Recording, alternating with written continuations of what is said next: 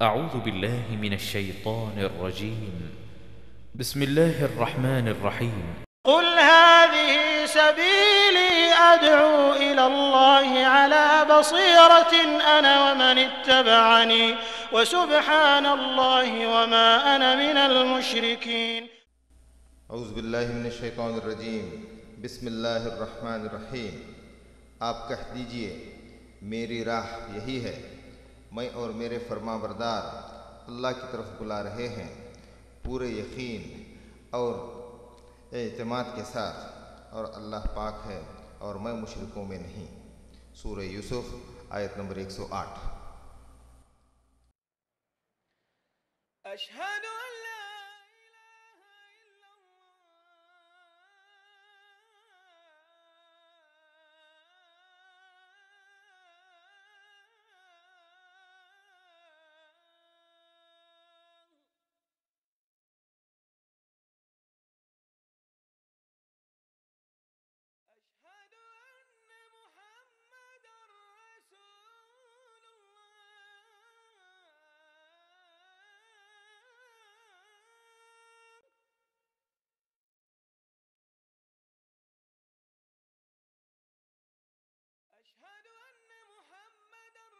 السلام علیکم ورحمۃ اللہ وبرکاتہ. الحمد للہ رب العالمین والصلاة والسلام علی رسولہ الامین. اما بعد، اعوذ باللہ السمیع العلیم من الشیطان الرجیم. بسم اللہ الرحمن الرحیم. یا ایہا الذین آمنوا اتقوا اللہ حق تقاتہ ولا تموتن الا وانتم مسلمون. يا أيها الناس اتقوا ربكم الذي خلقكم من نفس واحدة وخلق منها زوجها وبث منهما رجالا كثيرا ونساء واتقوا الله الذي تساءلون به والأرحام إن الله كان عليكم رقيبا. يا أيها الذين آمنوا اتقوا الله وقولوا قولا سديدا يصلح لكم أعمالكم ويغفر لكم ذنوبكم ومن يطع الله ورسوله فقد فاز فوزا عظيما. قال الله تبارك وتعالى: فإن آمنوا بمثل ما آمنتم به فقد اهتدوا وإن تولوا فإنما هم في شقاق فسيكفيكهم الله. وقال الله تعالى: ومن يشاقق الرسول من بعد ما تبين له الهدى ويتبع غير سبيل المؤمنين نوله ما تولى ونصله جهنم وساءت مصيرا. وقد صح الحديث عن النبي صلى الله عليه وسلم أنه أخبر أنه قال: ستفترق أمتي على 73 فرقة كلها في النار إلا واحدة. قالوا: من هم يا رسول الله؟ قال: هم ما انا علیہ اليوم واصحابی، او کما قال رسول اللہ صلی اللہ علیہ وسلم. قابل احترام فضیلۃ الشیخ منیر قمر حفظہ اللہ تبارک و تعالی، ذمہ داران پروگرام، معزز سامعین، اسلامی ماں اور بہنوں اور عزیز بچوں، تمام تعریفیں اللہ تبارک و تعالی کے لیے ہے جس نے ہم کو دنیا میں اس لیے پیدا کیا تاکہ ہم اس کو پہچان کر اس پر ایمان لائیں اور اس کی عبادت کریں، اس کے ساتھ کسی کو شریک نہ کریں.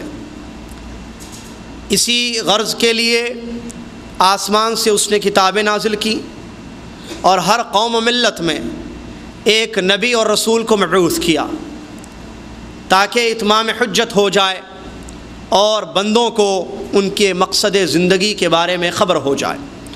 سبحان اللہ و بحمدہ سبحان اللہ العظیم. اس کے بعد ان گنت بے شمار لامحدود درود و سلام ہو پیارے نبی محمد الرسول اللہ صلی اللہ علیہ وسلم کی ذات گرامی پر، جنہوں نے ہم تک اللہ کا دین مکمل اور اچھے طریقے سے پہنچا دیا. قرآن کی آیتیں ہم پر تلاوت کی اور اس کی تفسیر بھی قولی اور عملی طور پر ہم تک پہنچا دی. ایسی حالت میں رخصت ہوئے کہ آپ نے امت کے سامنے ایک ایسا دین چھوڑا، ایک ایسا مذہب چھوڑا جو بالکل روشن ہے، بالکل واضح ہے، اور جس کی رات بھی دن کی طرح روشن ہے۔ اس سے جو بھٹکے گا، اس سے جو دور ہوگا، وہ ہلاکتوں میں چلا جائے گا، برباد ہو جائے گا۔ اللہم صلی علی محمد وعلی آل محمد کما صلیت علی ابراہیم وعلی آل ابراہیم انک حمید مجید۔ اللہم بارک علی محمد وعلی آل محمد کما بارکت علی ابراہیم وعلی آل ابراہیم انک حمید مجید۔ اس مختصر اور لازمی تعریف اور درود کے بعد برادران اسلام، معزز سامعین، جیسا کہ آپ کے سامنے ابھی اعلان ہوا کہ آج میں جس موضوع پر لب کشائی کروں گا انشاءاللہ وہ ہے فہم السلف۔ بڑا اہم موضوع، اور اس موضوع کو نہ سمجھنے کی وجہ سے، یا یہ کہ فہم سلف کے نہیں ہونے کی وجہ سے، منہج کو چھوڑنے کی وجہ سے گمراہیاں ہوئیں، صراط مستقیم سے لوگ دور ہوئے اور جہنم کے راستوں پر چلے گئے، بلکہ آج بھی جا رہے ہیں۔ بڑا اہم موضوع۔ میں آپ سے گزارش کرتا ہوں توجہ میری طرف رکھیں، غور سے باتوں کو سنیں قرآن اور حدیث کی روشنی میں، اور اٹھیں تو موضوع سمجھ میں آ جائے اور کسی قسم کی کمی یا ناسمجھی نہ ہو، بلکہ اچھی طریقے سے موضوع سمجھ میں آئے۔ سمجھانا میرا کام ہے انشاءاللہ، سمجھنے کے لیے آپ بیٹھے ہیں، توجہ ہوگی اور دلجوئی ہوگی، اور غور سے سنیں گے تو بات سمجھ میں آئے گی۔ سمجھیں اور اس کو اپنے دماغ میں بٹھا لیں اور اس پر عمل کریں، اور دوسروں تک یہ اہم موضوع پہنچائیں، اس اہم بات کو سمجھائیں۔ برادران اسلام، ہم سب اچھی طریقے سے جانتے ہیں اللہ تبارک و تعالیٰ نے اپنی مرضی سے، اپنے ارادے سے ایک دین کو نازل کیا ہے، اور وہ دین ہے اسلام، اور اس نے اسی دین کو پسند کر لیا ہے۔ اس کے علاوہ کوئی اور طریقے کو دین سمجھ کر اگر عمل کیا جائے گا، اللہ کے یہاں وہ عمل قبول نہیں ہوگا۔ دلیل کے طور پر دو آیتیں میں آپ کے سامنے رکھتا ہوں۔ اللہ تبارک و تعالیٰ ارشاد فرماتا ہے ان الدین عند اللہ الاسلام، بے شک اللہ کے نزدیک جو دین ہے وہ ہے اسلام۔ معلوم ہوا کوئی اور دین نہیں ہے اللہ کے نزدیک، دین صرف ایک ہے اور وہ ہے اسلام۔ دوسری بات، قرآن میں اللہ تبارک و تعالیٰ نے ارشاد فرمایا دوسری جگہ وَمَن يَبْتَغِي غَيْرَ الْإِسْلَامِ دِينًا فَلَن يُقْبَلَ مِنْهُ وَهُوَ فِي الْآخِرَةِ مِنَ الْخَاسِرِينَ۔ اب اللہ کے اس دین اسلام کو چھوڑ کر کوئی اور دین اختیار کیا جائے گا، اور ظاہر بات ہے جب دوسرا دین اختیار کیا جائے گا تو انسان عمل بھی کرے گا، محنت کرے گا، اپنے رب کے قریب جانے کی جد و جہد کوشش کرے گا حتی الامکان۔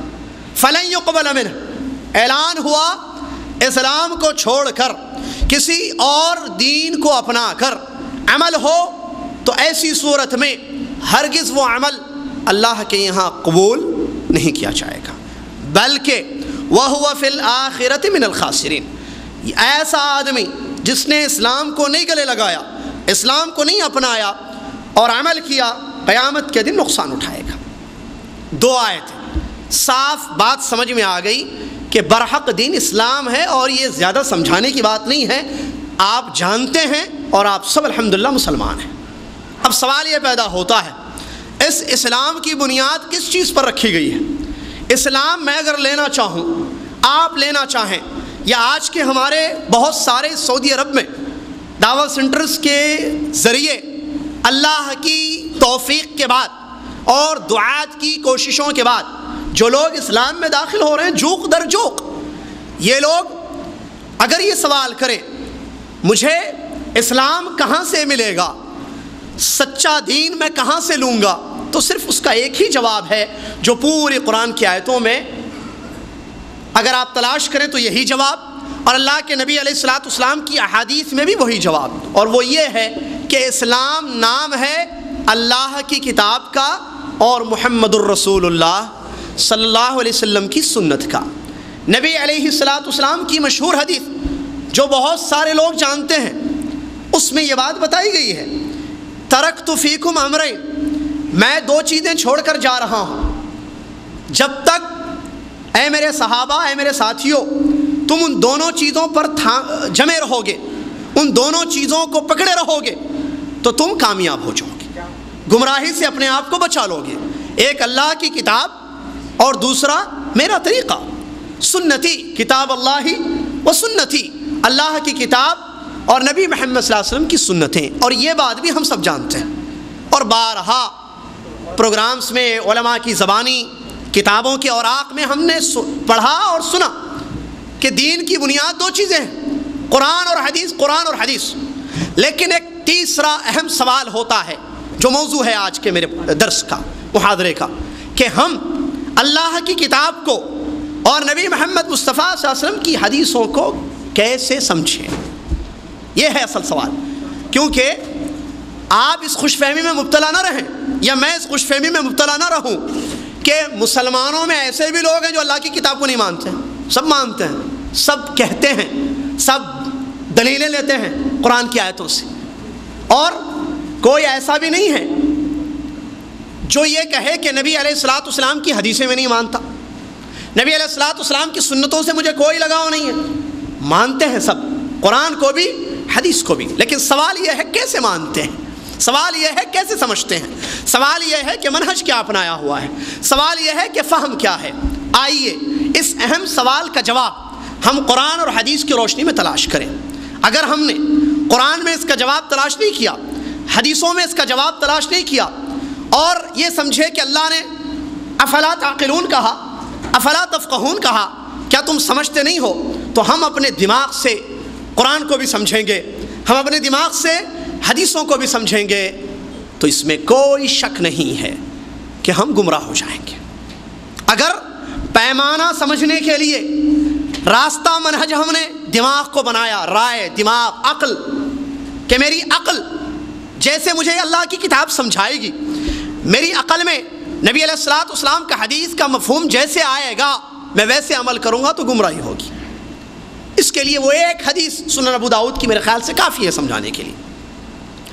علی بن ابی طالب رضی اللہ تعالیٰ عنہ سے روایت ہے، کہتے ہیں لو کان الدین بالرأی لکان اسفل الخفین اولا من اعلاہ وقد رأیت رسول اللہ صلی اللہ علیہ وسلم یمسح علی اعلاہ۔ حضرت علی رضی اللہ تعالیٰ عنہ فرماتے ہیں اگر دین عقل کا نام ہوتا تو پھر ساکس پر، موزوں پر مسح کرنا نیچے ہوتا نہ کہ اوپر، کیونکہ عقل کہتی ہے، دماغ یہ کہتا ہے کہ گندگی، گند یا گرد و غبار انسان کے پیر کے نیچے کے حصے میں لگتے ہیں نہ کہ اوپر کے حصے میں۔ اگر دین عقل کا نام ہوتا تو مسح اوپر نہیں نیچے ہوتا، جبکہ دین عقل کا نام نہیں ہے، دین اتباع کا نام ہے۔ محمد الرسول اللہ صلی اللہ علیہ وسلم کو میں نے دیکھا ہے کہ آپ نے اپنے پیر کے اوپر والے حصے میں مسح کیا ہے۔ بات صاف ہے، عقل کا نام دین نہیں ہے کہ آپ کی سمجھ میں آئے تو آپ اس کو لیں، سمجھ نہ آئے تو چھوڑ دیں۔ قرآن و حدیث کو سمجھنے کے لیے عقل کو رکھیں، اور جس کو علماء اکرام نے اپنی زبانوں میں عربی میں لکھا تقدیم العقل علی النقل، کتاب و سنت ہم تک منقول ہوئے ہیں، اگر اس پر عقل کو مقدم رکھا، پیمانہ عقل کو بنایا کہ قرآن کی آیتوں کو دماغ سے سمجھوں گا، سمجھ میں آئے تو لوں گا ورنہ چھوڑوں گا، حدیثوں کو دماغ سے سمجھوں گا، سمجھ میں آئے تو لوں گا ورنہ چھوڑوں گا، تو گمراہ ہو جائے گا انسان۔ بلکہ تقدیم النقل علی العقل یہ ہے سلف کا طریقہ، کہ نقل کو آگے رکھنا، کتاب و سنت کے تابع عقل کو رکھنا، نہ کہ عقل کو آگے رکھنا اور اسی کو پیمانہ بنانا کہ اس کے ذریعے ہم کو جو بات سمجھ میں آئے اس کو ہم مان لیں۔ اگر ایسے ہوگا، جواب ایسے تلاش کرے اس سوال کا کہ قرآن و حدیث کو کیسے سمجھیں، تو پھر گمراہی ہوگی۔ اس کے برخلاف اگر کوئی یہ کہے کہ نہیں جی ہم ایسے کرتے ہیں، میجورٹی کو رکھتے ہیں، مسلمانوں، دنیا میں مسلمان آباد ہیں، تو دیکھتے ہیں ہم اکثر مسلمان اللہ کی کتاب کو کیسے سمجھے ہوئے ہیں، اکثر مسلمان، میجورٹی آف مسلمس، حدیثوں کو کیسے سمجھ رہے ہیں، ہم بھی ویسے سمجھیں گے، تو ایسی صورت میں بھی گمراہی ہوگی، کیونکہ یہ کوئی ضروری نہیں ہے کہ اکثر لوگ کتاب و سنت کو صحیح سمجھیں۔ اللہ تبارک و تعالیٰ نے اپنے نبی محمد مصطفیٰ صلی اللہ علیہ وسلم کو یہ بات بیان کی وَإِنِ اتَّبَعْتَ أَكْثَرَ مَنْ فِي الْأَرْضِ لَيُضِلُّوكَ عَنْ سَبِيلِ اللَّهِ۔ اے نبی محمد صلی اللہ علیہ وسلم، اگر آپ زمین کے اکثر لوگ کو فالو کریں گے، محمد صلی اللہ علیہ وسلم سے اللہ کہہ رہا ہے توجہ میری طرف دیں، اگر ہم اکثر لوگ، اگر اے نبی محمد صلی اللہ علیہ وسلم آپ اکثر لوگوں کے پیچھے جائیں گے کہ اکثر لوگ جیسے ہیں میں بھی ویسا رہوں گا، اکثر لوگ جیسے سمجھیں میں بھی ویسا سمجھوں، لَيُضِلُّوكَ عَنْ سَبِيلِ اللَّهِ، اللہ کے راستے سے آپ کو گمراہ کر دیں گے۔ کیا بات معلوم ہو رہی ہے؟ اکثریت میجورٹی دلیل نہیں ہے، اور نہ ہی ہم اللہ کی کتاب قرآن مجید جو مصدر اول ہے، مرجع اول ہے اسلام کا، اور مصدر ثانی تفسیر قرآن محمد مصطفیٰ صلی اللہ علیہ وسلم کی سنتیں، نبی علیہ الصلوۃ والسلام کی احادیث صحیحہ، اس کو اگر میجورٹی سے سمجھیں گے تو گمراہ ہوں گے۔ یہ وہ نہیں ہے جس کا حکم ہم کو قرآن و حدیث میں دیا گیا ہے۔ تیسری ایک بات جو بعض لوگ سمجھتے ہیں کہ چلو ایسے کرتے ہیں، اللہ کی کتاب کو سمجھنے کے لیے، نبی محمد مصطفیٰ صلی اللہ علیہ وسلم کی حدیثوں کو سمجھنے کے لیے ہم ایک شخص کو متعین کر لیتے ہیں، ہم سب مل کر ایک شخص کو متعین کر لیں گے، اور دوسرے خطے میں رہنے والے دوسرے شخص کو متعین کر لیں، تیسرے خطے میں، تیسرے علاقے میں، ایسٹ ویسٹ نارتھ ساؤتھ، دنیا کے 4 علاقوں میں، 4 سمتوں میں 4 قسم کے بڑے بڑے لوگوں کو ہم متعین کر لیں کہ بھائی یہ جناب جیسے مجھے قرآن سمجھائیں گے، یہ عالم صاحب، یہ امام صاحب، یہ علامہ صاحب جیسے مجھے حدیث سے سمجھائیں گے میں ویسے سمجھوں گا۔ تب بھی گمراہی ہوگی، قرآن اور حدیث میں جواب ہے اس کا۔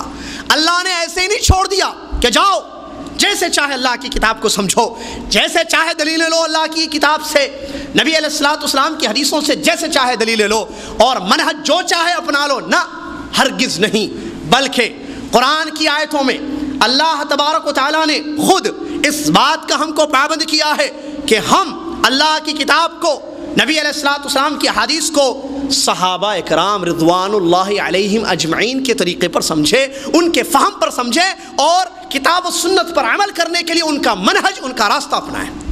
آئیے میں آپ کو دلیلیں دوں، توجہ سنیں، توجہ سے سماعت فرمائیں۔ اللہ تبارک و تعالیٰ ارشاد فرماتا ہے، پہلی آیت، فَإِنْ آمَنُوا بِمِثْلِ مَا آمَنْتُمْ بِهِ فَقَدِ اهْتَدَوْا وَإِنْ تَوَلَّوْا فَإِنَّمَا هُمْ فِي شِقَاقٍ فَسَيَكْفِيكَهُمُ اللَّهُ وَهُوَ السَّمِيعُ الْعَلِيمُ۔ بڑی زبردست آیت ہے، توجہ چاہتا ہوں۔ اللہ تبارک و تعالیٰ ارشاد فرماتا ہے اگر لوگ ویسے ایمان لائیں گے، بِمِثْلِ مَا آمَنْتُمْ بِهِ، جیسے تم ایمان لائے ہو صحابہ اکرام، تو وہ لوگ ہدایت پر ہوں گے۔ وَإِن تَوَلَّوْا، اور اگر ایسا نہیں کریں گے، یہ لوگ صحابہ کے طریقے سے ایمان نہیں لائیں گے بلکہ کوئی اور راستہ اختیار کریں گے، فَإِنَّمَا هُمْ فِي شِقَاقٍ، تو وہ ٹولیوں میں بچ جائیں گے، اختلافات ہو جائیں گے۔ فَسَيَكْفِيكَهُمُ اللَّهُ، اللہ ان کے لیے کافی ہے، اللہ سننے والا جاننے والا ہے۔ آیت پر غور کریں تو معلوم ہوگا اللہ تبارک و تعالیٰ نے 2 منہج اور 2 نتیجے بیان کیے ہیں، 2 منہج، 2 فہم، 2 راستے اور دونوں کے نتیجے، ایک صحابہ کا فہم، ایک صحابہ کا منہج اور اس کا راستہ، اس کا نتیجہ ہدایت۔ ایک پہلا صحابہ کا راستہ، منہج صحابہ، فہم سلف سے مراد صحابہ ہے رضوان اللہ علیہم اجمعین، اور ان کے بعد آنے، تو جس نے اپنا منہج صحابہ کے جیسے رکھا، فہم صحابہ کی طرح، قرآن و حدیث کو ویسے سمجھتا ہے، بلکہ اور آسان اردو الفاظ میں قرآن کی آیتوں سے دلیلیں ویسے لیتا ہے، تفسیر وہ لیتا ہے آیتوں کی جو صحابہ نے لی، احادیث کا مفہوم وہ لیتا ہے جو اللہ کے نبی محمد الرسول اللہ صلی اللہ علیہ وسلم کے صحابہ نے لیا ہے، تو اس کے لیے ہدایت ہے۔ کیا زبردست آیت ہے، ٹو دا پوائنٹ جو موضوع ہے۔ دیکھیے، ایک راستہ، نتیجہ، راستہ صحابہ کا، میں دوبارہ اس لیے کہہ رہا ہوں تاکہ بات ذہن میں بیٹھ جائے، صحابہ کا راستہ، نتیجہ ہدایت۔ وَإِن تَوَلَّوْا، اگر راستہ صحابہ کا چھوڑا جائے گا، فہم ان کا ترک کر دیا جائے گا، منہج چھوڑا جائے گا، نتیجہ ٹولیاں، اختلافات، الگ الگ۔ فَإِنَّمَا هُمْ وَإِن تَوَلَّوْا فَإِنَّمَا هُمْ فِي شِقَاقٍ، اگر چھوڑیں گے، اعراض کریں گے فہم السلف سے، صحابہ کے مثل ایمان نہیں لائیں گے، ان کا منہج اختیار نہیں کریں گے، تو ایسی صورت میں پھر فَإِنَّمَا هُمْ فِي شِقَاقٍ، ٹولیوں میں جماعتوں میں الگ الگ بٹ جائیں گے، اور اللہ ان کے لیے کافی ہے۔ آیت سے صاف پتہ چلا اللہ تبارک و تعالیٰ نے ہدایت کے لیے اس بات کو بیان کیا ہے کہ ہم صحابہ کے مثل صحابہ کے طریقے سے ایمان لائیں، چاہے عقیدے سے تعلق رکھنے والی چیزیں ہو یا اعمال، پورے دین پر ویسے عمل کرے، کتاب و سنت پر، مرجعین مصدرین پر، اور مصدرین کو ویسے سمجھے، کتاب و سنت کو ویسے سمجھے جیسے صحابہ کرام کی جماعت نے سمجھا ہے۔ دوسری آیت اس موضوع پر دلیل، اللہ تبارک و تعالیٰ ارشاد فرماتا ہے وَمَن يُشَاقِقِ الرَّسُولِ مِن بَعْدِ مَا تَبَيَّنَ لَهُ الْهُدَى، ایک وَيَتَّبِعْ غَيْرَ سَبِيلِ الْمُؤْمِنِينَ، دو نُوَلِّهِ مَا تَوَلَّى وَنُصْلِهِ جَهَنَّمَ وَسَاءَتْ مَصِيرًا۔ اللہ تبارک و تعالیٰ ارشاد فرماتا ہے میرے محترم سامعین، جو رسول صلی اللہ علیہ وسلم کی مخالفت کرے گا، ہدایت کا راستہ کلیئر ہونے کے بعد، بات معلوم ہونے کے بعد، اس کو توجہ سے سنیں، وَمَن يُشَاقِقِ الرَّسُولِ مِن بَعْدِ مَا تَبَيَّنَ لَهُ الْهُدَى، تبین واضح ہو گئی اس پر کہ یہ رسول کا راستہ ہے، نبی علیہ السلام کا یہ طریقہ ہے، اس پر واضح ہو گئی، تبینہ کہا اللہ نے، اور واضح کروانا پڑتا ہے، واضح کروانا پڑتا ہے۔ وہ سمجھ رہا ہے کہ وہ راستے پر ہے، وہ سمجھ رہا ہے کہ نبی صلی اللہ علیہ وسلم کے طریقے پر وہ عمل کر رہا ہے، اس کو سمجھانا ہوگا، اس کو مسجد سے نکالنا نہیں ہے، اور اس کو اتنا گھورنا نہیں ہے کہ دوبارہ آنے کی ہمت نہ کرے مسجد میں، اس کو بتانا ہے کہ یہ جو طریقہ آپ اپنائے ہوئے میرے بھائی، یہ ہمارے نبی صلی اللہ علیہ وسلم کا طریقہ نہیں ہے، یہ جو تم عبادت کر رہے ہو یہ نبی علیہ السلام کی عبادت نہیں ہے، اس پر واضح کریں، اس کو واضح ہو۔ اللہ فرماتا ہے وَمَن يُشَاقِقِ الرَّسُولِ مِن بَعْدِ مَا تَبَيَّنَ لَهُ الْهُدَى، ہدایت کا راستہ واضح ہو گیا، اس کے بعد انسان مسلمان اگر رسول کی مخالفت کرتا ہے صلی اللہ علیہ وسلم، ایک مخالفت، وَيَتَّبِعْ غَيْرَ سَبِيلِ الْمُؤْمِنِينَ، آگے اللہ فرماتا ہے اور مومنوں کے راستے کو چھوڑتا ہے۔ کون ہے مومنین سے یہاں مراد؟ صحابہ، جیسا کہ تفسیر ابن کثیر میں حافظ ابن کثیر نے لکھا اس بات کو، اور واضح ہے آیت، وَيَتَّبِعْ غَيْرَ سَبِيلِ الْمُؤْمِنِينَ، سبیل المؤمنین، سبیل راستہ، منہج، صحابہ کا منہج چھوڑتا ہے، رسول کی مخالفت کرتا ہے، ایک نمبر دو صحابہ کا منہج چھوڑتا ہے، تو ظاہر بات ہے جس نے صحابہ کا منہج چھوڑا، جس نے صحابہ کا راستہ چھوڑا کتاب و سنت کو سمجھنے کے لیے، تو کیا وہ کوئی دوسرا راستہ نہیں اپنائے گا؟ اپنائے گا نا، اپنائے گا۔ اللہ کیا کہتا ہے آگے؟ نُوَلِّهِ مَا تَوَلَّى، وہ جس راستے پر جا رہا ہے، صحابہ کا راستہ چھوڑ کر جس کا حکم دیا گیا ہے، تو ہم اللہ کہتا ہے اسی راستے پر لگا دیں گے اس کو۔ اللہ اکبر، نُوَلِّهِ مَا تَوَلَّى، جو منہج اس نے اختیار کیا ہے، جو فہم اس نے لیا ہے کتاب و سنت کو سمجھنے کے لیے، ہم اسی پر اس کو لگا دیں گے۔ وَنُصْلِهِ جَهَنَّمَ، اور آخر میں جہنم میں اس کو داخل کر دیں گے، وَسَاءَتْ مَصِيرًا، اور جہنم بہت برا ٹھکانہ ہے۔ معلوم ہوا اس آیت کریمہ سے منہج کو چھوڑنا، صحابہ کے طریقے کو چھوڑنا، کتاب و سنت کو سمجھنے کے لیے، مثالیں آگے آ رہی ہیں تاکہ بات اور اچھی طریقے سے سمجھ میں آ رہی ہیں مثالیں۔ اگر کوئی نبی علیہ السلام کے اصحاب کرام جن کو نبی علیہ السلام نے تیار کیا اور جن کو نبی کی صحبت کے لیے اللہ نے اختیار کیا، ان کا فہم چھوڑے گا مسلمان، اور ان کا منہج چھوڑے گا کتاب و سنت کے سمجھنے میں، اور کوئی اور راستہ اپنائے گا، اللہ اسی پر لگا دے گا یہاں تک کہ مر جائے گا، جہنم کی آگ میں چلا جائے گا۔ یہ وعید ہے ان لوگوں کے لیے جو قرآن و حدیث کو صحابہ کے جیسے نہیں سمجھتے ہیں۔ تیسری آیت برادران اسلام، اللہ تبارک و تعالیٰ ارشاد فرماتا ہے والسابقون الاولون من المہاجرین والانصار والذین تبعوهم بإحسان رضی اللہ عنہم ورضوا عنہ وعد لهم جنات الى آخر الآیہ۔ اللہ تبارک و تعالیٰ اس تیسری آیت کریمہ میں ارشاد فرماتا ہے پہلے ایمان والے لوگ، آگے بڑھنے والے ایمان میں، مہاجرین میں سے، انصار میں سے، اور وہ لوگ جنہوں نے ان کی اچھے طریقے سے پیروی کی، فالو کیا، اللہ ان تینوں سے راضی ہے اور یہ لوگ اللہ سے خوش ہیں۔ اللہ نے ان لوگوں کے لیے ایسے باغات تیار کیے ہیں جن کے نیچے سے نہریں جاتی ہیں، نہریں بہتی ہیں، جس میں یہ لوگ ہمیشہ ہمیشہ رہیں گے۔ غور کریں آیت کیا کہہ رہا ہے اللہ؟ تین لوگوں کے بارے میں بتا رہا ہے۔ دو لوگ وہ جو صحابہ ہیں، مہاجرین اور انصار۔ معلوم ہے سب کو مہاجر کس کو کہتے ہیں، بتانے کی ضرورت نہیں ہے۔ مہاجر مکہ اور انصار مدینہ کے صحابہ۔ اللہ کہہ رہا ہے جو لوگ پہلے اسلام لائے، آگے بڑھے، مہاجرین میں سے جیسے ابو بکر صدیق رضی اللہ عنہ وغیرہ ہیں، انصار میں سے ابو ایوب انصاری رضی اللہ عنہ وغیرہ، اور تیسرے دونوں میں تو ہم ہرگز نہیں آ سکتے، صحابہ کے بعد کا آدمی ان دونوں میں نہیں آ سکتا، کیونکہ مہاجرین اور انصار یہ صحابہ کی تو جماعتیں تھیں، ٹھیک ہے۔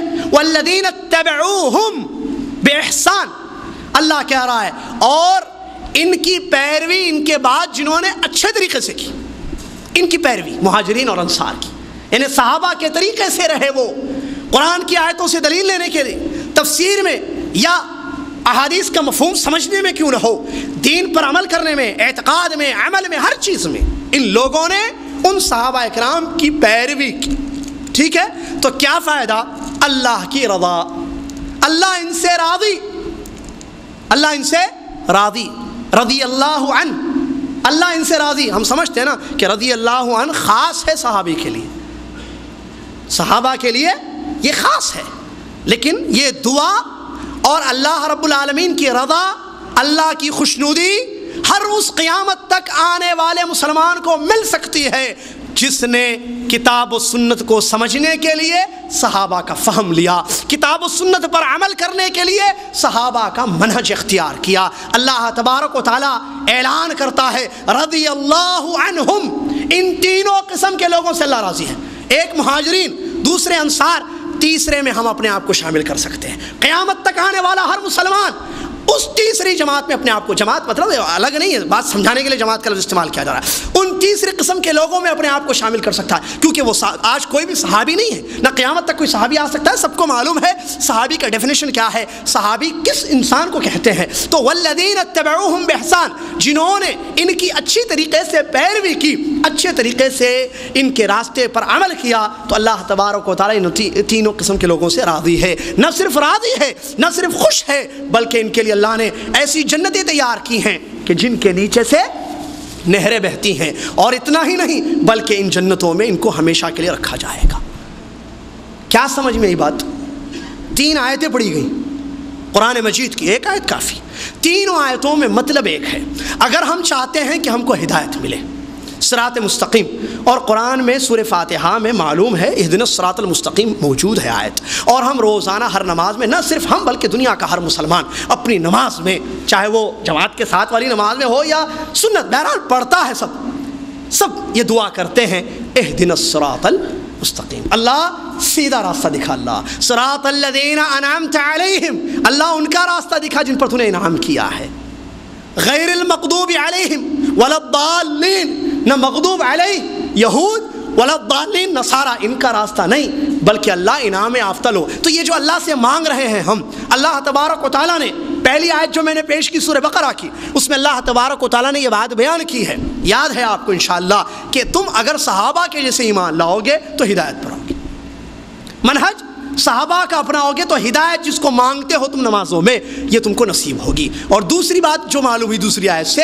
کہ اگر صحابہ کا منہج اختیار کریں گے تو جہنم سے بچ جائیں گے، جہنم سے، گمراہی سے، جہنم کو ٹھکانہ بنانے سے اپنے آپ کو دور کر سکیں گے۔ اگر صحابہ کا منہج چھوڑیں گے، کوئی اور منہج اختیار کریں گے تو ایسی صورت میں پھر جہنم ہمارا ٹھکانہ ہوگی۔ اور تیسری آیت سے جو فائدہ ہم کو ملتا ہے، صحابہ کا منہج اختیار کرنا، صحابہ کے طریقے سے قرآن و حدیث کو سمجھنے کا فائدہ یہ ہوگا اللہ کی رضا مل جائے گی، اور مرنے کے بعد جنت ملے گی جس میں ہم ہمیشہ رہیں۔ اور اگر اللہ کے نبی محمد صلی اللہ علیہ وسلم کی حدیثیں ہم اٹھائیں تو بہت ساری ایسی حدیثیں ہیں جس میں یہ دلیل ہے کہ صحابہ کے نقش قدم پر چلو، صحابہ کا منہج اختیار کرو۔ میں 2 حدیثیں آپ کے سامنے بطور دلیل پیش کروں تاکہ مسئلہ سمجھ میں آئے۔ اللہ کے نبی محمد صلی اللہ علیہ وسلم کی مشہور حدیث ہے، یہ بھی جانتے ہیں حدیث آپ لوگ انشاءاللہ۔ نبی علیہ السلام نے بیان کیا کہ پہلے کی جو قومیں تھیں یہود و نصارہ 72 فرقوں میں بٹ گئیں، میری امت 73 فرقوں میں بٹے گی، یہ مشہور حدیث ہے، بہت زیادہ بیان کی جاتی ہے، تھوڑا سمجھیں گے اس حدیث کو آج۔ اللہ کے نبی محمد صلی اللہ علیہ وسلم نے بیان فرمایا ستفترق امتی علی 73، میری امت 73 فرقوں میں، جماعتوں میں بٹ جائے گی، کلھا فی النار الا واحدہ، سب جہنم میں جائیں گے سوائے ایک کے۔ اب وہ ایک کو گھسیٹ کر سب لاتے ہیں، ہم جائیں، وہ ایک ہم ہیں، یہ کہتا ہے میں ناجی ہوں، وہ کہتا ہے میں ناجی ہوں، وہ جو ایک ہے نا وہ ہم لوگ ہیں۔ آپ لوگ کہاں ہیں؟ کتنے ہیں؟ 100، ہم لوگ 1000 ہیں، تم لوگ کتنے ہیں؟ تمہارا عمل کیا ہے؟ تم لوگ کیا ہو؟ ٹھیک ہے، ذرا اللہ کے نبی محمد صلی اللہ علیہ وسلم نے خود کیا بیان کیا ہے واحدہ کے بارے میں. پوچھا گیا. صحابہ اکرام کو غیب کا علم تو نہیں تھا نا. یہ اور بات ہے کہ آج ہمارا عقیدہ ہے پیری مرشدی یا مرشدوں کے بارے میں، ان کے بارے میں کہ سب جانتے ہیں. صحابہ کو نہیں معلوم تھا کہ وہ ایک جماعت کون سی ہوگی جو قیامت کے دن جہنم سے اپنے آپ کو بچائے گی. ناجی نبی علیہ الصلوۃ والسلام سے سوال کیا گیا، من ہم یا رسول اللہ، اے اللہ کے نبی علیہ الصلوۃ والسلام وہ لوگ کون ہیں؟ مختلف روایتیں ہیں اس کے جواب میں. ایک میں آپ نے جماعت بیان کیا ہے، وہ ہم الجماع.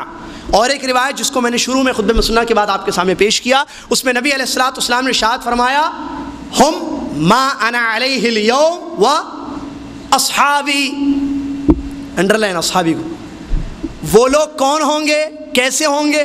آج ٹوڈے میں اور میرے صحابہ جس دین پر ہیں وہ لوگ قیامت تک اسی دین پر ہوں گے. اور بخاری کی دوسری حدیثیں بتاتی ہیں کہ ان کو مٹانے کی کوشش کی جائے گی اور ان کو ختم کرنے کی کوشش کی جائے گی، لیکن حتی یأتی امر اللہ، یہاں تک کہ اللہ کا حکم یعنی قیامت آ جائے گی. یہ لوگ ظاہرین علی الحق، حق پر جمے رہیں گے، اگرچہ 5 کیوں نہ ہو، گاؤں میں تھوڑے کیوں نہ ہو، مسجد ایک کیوں نہ ہو، جمے رہیں گے. نبی علیہ الصلوۃ والسلام نے جواب دیا. اور جس روایت ساری روایتیں جمع کریں تو علماء کرام نے بیان کیا ہے کہ اس کا مطلب یہ ہے صحابہ کے طریقے پر چلنے والے، کیونکہ جماعت جو لفظ آیا ہے اکثریت جس سے مراد دی جاتی ہے، تو جماعت کا مطلب یہ نہیں ہے کہ زیادہ لوگ جس پر ہو، کیونکہ اس روایت سے دلیل لیتے ہیں بعض لوگ. جماعت کے بارے میں ابن مسعود رضی اللہ تعالیٰ عنہ کی صحیح حدیث ہے، فرماتے ہیں الجماعت ما وافق الحق وان كنت وحدك. جماعت اس کا نام ہے جو حق پر ہو، اگر تم ایک بھی ہو تو تم جماعت ہو. ابراہیم کے بارے میں علیہ الصلوۃ والسلام اللہ نے کیا کہا؟ امہ کہا اللہ نے. ان ابراہیم کان امہ، ابراہیم ایک امت تھی. ابراہیم ایک تھے یا بہت تھے؟ یہ بھی ذہن میں رکھیں، ابراہیم ایک تھے یا زیادہ تھے؟ وہ ایک تھے، اور اللہ نے کہا امہ، اور ان کے علاوہ جتنے تھے سب مشرک تھے اس زمانے میں، ہے نا، ان کا باپ اور ان کی قوم کے سارے لوگ، ٹھیک ہے، جنہوں نے آگ میں پھینکا وغیرہ. تو جماعت کا مطلب یہ ہرگز نہ لیں کہ جو میجورٹی میں ہو، اکثریت میں ہو، نہیں. ابن مسعود رضی اللہ تعالیٰ صحابی، یہاں بھی فہم السلف ہے، یہاں بھی صحابی سے سمجھنا ہے. اس حدیث کو بھی، جماعت کے لفظ کو بھی صحابی سے سمجھنا ہے. صحابی نے تفسیر کی، تشریح کی، ایکسپلین کیا، سمجھایا. ما وافق الحق، جو حق کے برابر ہو. اگر تم اکیلے ہو بستی میں، ابن مسعود کہتے ہیں وَإِن كُنْتَ وَحْدَكَ، اگر تم اکیلے ہو پورے شہر میں اور تم حق پر ہو تو تم جماعت ہو. تم کیا ہو؟ جماعت ہو. وہ سارے ہیں، میجورٹی میں ہیں اور شرک پر ہے، بدعات پر ہے. تو یہ مت سمجھنا کہ وہ لوگ حق پر ہیں، تم اکیلے ہو. اور لوگ کہیں تم اکیلے کیسے ہو سکتے ہو حق پر؟ تو حق کا معیار میجورٹی نہیں ہے، تعداد نہیں ہے. یا یہ کہیں کہ حق پر کون ہے، اس کا معیار یا اس کو سمجھنا تعداد کو دیکھ کر نہیں ہے. یہ دیکھنا ہے کہ یہ لوگ یا یہ آدمی کا طریقہ کیا ہے، اس کا عقیدہ کیا ہے، اس کا منہج کیا ہے. اگر اس کا عقیدہ کتاب و سنت کی روشنی میں صحیح ہے، اس کا منہج صحابہ کا منہج ہے، یہ قرآن و حدیث کو صحابہ کے طریقے سے سمجھتا ہے، تو وہ اکیلا حق پر ہے اور وہ جماعت ہے، وہ امت ہے، وہ جماعت ہے اور امت ہے. اور دوسری روایت میں جو اللہ کے رسول نے ارشاد فرمایا، وہ لوگ آج میں اور میرے صحابہ جس طریقے پر ہیں قیامت تک اس طریقے پر وہ لوگ رہیں گے. اس سے معلوم ہوا صحابہ کے منہج کی اہمیت، صحابہ کے فہم کی اہمیت. کیونکہ نبی علیہ الصلوۃ والسلام نے بیان فرمایا ما انا علیہ اليوم، آج میں مدینہ میں، نبی صلی اللہ علیہ وسلم اليوم کہا آج. اب دیکھتے جائیں آج جتنی چیزیں بھی، پچھلے مہینے میلاد کا مسئلہ ہوا یا اسی مہینے تقریباً میلاد کا، تو نبی علیہ الصلوۃ والسلام کے زمانے میں رہا یہ اليوم کہا نا. اس ایک جماعت کے بارے میں کہا آج، تو وہ آج ہے یا اس زمانے کا آج تھا؟ نبی علیہ الصلوۃ والسلام نے عربی میں کہا نا آج، تو اس زمانے میں جو دین تھا وہ قیامت تک دین. جیسے امام مالک رحمۃ اللہ علیہ تقریباً یا کسی سلف کا قول ہے، زبردست قول، قیامت تک وہ دین نہیں ہو سکتا جو مدینہ میں نبی علیہ الصلوۃ والسلام کے زمانے میں دین نہیں تھا. اگرچہ دین سمجھ کر عمل کریں لوگ. تو اللہ کے نبی علیہ الصلوۃ والسلام نے ارشاد فرمایا وہ جماعت جو جہنم سے اپنے آپ کو بچائے گی، ناجی جماعت ہوگی، وہ کون لوگ ہیں؟ جو میرے اور میرے صحابہ میرے اور میرے صحابہ کے طریقے پر ہوں گے. اس سے صاف پتہ چلا صحابہ کا طریقہ، صحابہ کا منہج نجات کے لیے ضروری لازمی ہے. دوسری مشہور حدیث سنن نبی داؤد کی، اللہ کے نبی علیہ الصلوۃ والسلام نے ارشاد فرمایا، وصیت فرمائی، فَإِنَّهُ مَن يَعِشْ مِنْكُمْ بَعْدِي فَسَيَرَ اخْتِلَافًا كَثِيرًا، میرے بعد جو زندگی گزارے گا وہ دین میں بہت زیادہ اختلاف دیکھے گا۔ کیا کرنا ہے اختلاف دیکھیں؟ کوئی کہے کر سکتے، کوئی کہے نہیں کر سکتے، جائز ناجائز، حلال حرام، اختلافات۔ کیا کرو؟ نبی علیہ السلام اللہ رحم فرمائے، اللہ رحم فرمائے ہمارے نبی محمد صلی اللہ علیہ وسلم پر۔ نبی علیہ السلام نے جواب بھی دیا، علیکم بسنتی وسنت الخلفاء الراشدین المہدیین من بعدی تمسکوا بها وعضوا علیہا بالنواجذ۔ کیا کرنا؟ اختلاف دیکھو تو یہاں بھی دیکھیے صحابہ کے منہج کی اہمیت معلوم ہوتی ہے اس حدیث سے۔ فرمایا میرے اور میرے خلفاء جو ہدایت یافتہ ہیں ان کے طریقے کو لازم پکڑنا۔ تین عربی کے الفاظ، زبردست الفاظ۔ علیکم ایک، جس کا مطلب ہوتا ہے پکڑ کے رکھو راستے کو، میرے اور میرے صحابہ کے۔ کافی تھا نا؟ کیا فرمایا؟ تمسکو، پکڑو اس کو مضبوط، عضوا علیہا بالنواجذ، جبڑوں سے اس کو دبا کے رکھو۔ اللہ اکبر، اختلافی دور، تین عربی کے الگ الگ ورڈز۔ علیکم مشہور ہے، علیکم بالسنہ یا جماعہ، اے لوگو سنت پر عمل کرو۔ علیکم کا مطلب الزمو، لازم پکڑو۔ تمسکو، پکڑ کے رکھو۔ اب اردو میں ٹرانسلیشن کرتے جائیے آپ۔ عضوا علیہا بالنواجذ، نواجذ جبڑوں کو کہتے ہیں۔ جبڑوں کو یوز کب کیا جاتا ہے؟ جب کسی چیز کو مضبوطی سے پکڑنا ہو تو جبڑے یوز کیے جاتے ہیں، ہے نا؟ تو نبی علیہ السلام نے نواجذ کا لفظ استعمال کیا ہے۔ اختلافی دور میں جب اختلافات ہونے لگے تو میرے اور میرے صحابہ کے طریقے کو مضبوطی سے تھامے رکھنا کہ دنیا روٹھ جائے اور دنیا ناراض ہو جائے، دنیا کچھ بھی کہنے لگے، نبی اور صلی اللہ علیہ وسلم اور ان کے صحابہ کا راستہ نہیں چھوڑیں گے، فہم کو نہیں چھوڑیں گے، منہج صحابہ کو ترک نہیں کریں گے۔ نبی علیہ السلام کی پیشن گوئی ہے، لہٰذا یہ حدیث نبی علیہ السلام نے جو بیان فرمایا اس میں حل ہے اور اس میں جواب ہے اس سوال کا کہ قرآن اور حدیث کو ہم کیسے سمجھیں، نبی محمد مصطفیٰ صلی اللہ علیہ وسلم کے طریقے سے سمجھیں۔ آئیے تیسری بخاری کی ایک حدیث مثال کے طور پر پیش کروں تاکہ اچھی طریقے سے فہم السلف کی اہمیت معلوم ہو جائے۔ بخاری کی مشہور حدیث ہے، عبداللہ بن مسعود رضی اللہ تعالیٰ ارشاد فرماتے ہیں، ہم نبی علیہ السلام کے ساتھ تھے کہ ایک یہودی عالم آتا ہے۔ نبی علیہ السلام کے پاس ایک یہودی عالم آتا ہے، آ کر کہتا ہے، یا محمد انا نجد فی التورات ان اللہ تبارک و تعالی یمسک السماوات یوم القیامہ علی اصبع والارضین علی اصبع الی آخر الحدیث۔